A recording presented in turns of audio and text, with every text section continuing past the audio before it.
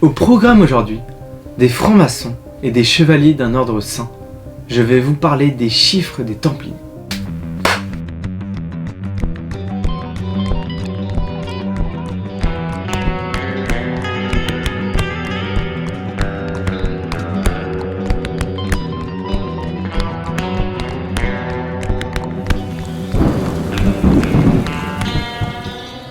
Le chiffre de Corneille Agrippa, aussi appelé le chiffre des Templiers, est un système de chiffrement par substitution basé sur une correspondance entre l'alphabet et une suite de figures géométriques issues de la croix de Malte.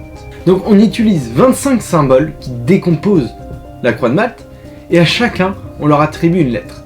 Il manque la lettre J qui est généralement remplacée tout simplement par le I. Donc à chaque fois c'est bien des morceaux de la croix de Malte qui sont utilisés par l'alphabet des Templiers. Par exemple, si on souhaite coder les termes code des Templiers, on obtient cette suite de symboles que vous voyez. Ce sont les Templiers qui ont inventé ce code au XIIe siècle pour leur correspondance de guerre contre les Arabes en Terre Sainte, et c'est l'ancêtre du chiffre Pigpen qui est utilisé aujourd'hui par les scouts du monde entier. Une variante a été utilisée par les francs-maçons à partir du XVIIe siècle. On verra ça dans un autre épisode. Il s'agit toutefois d'un mauvais moyen.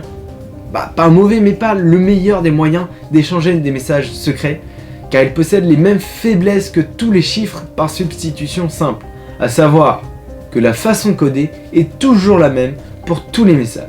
Il suffit de connaître le code pour déchiffrer tous les messages échangés avec le chiffre des Templiers. J'espère que vous avez aimé cette vidéo, n'hésitez pas à vous abonner à la chaîne si vous voulez plus de décryptage, plus de chasse au trésor, et n'hésitez pas à mettre un petit commentaire si vous voulez plus de détails sur le chiffre des Templiers.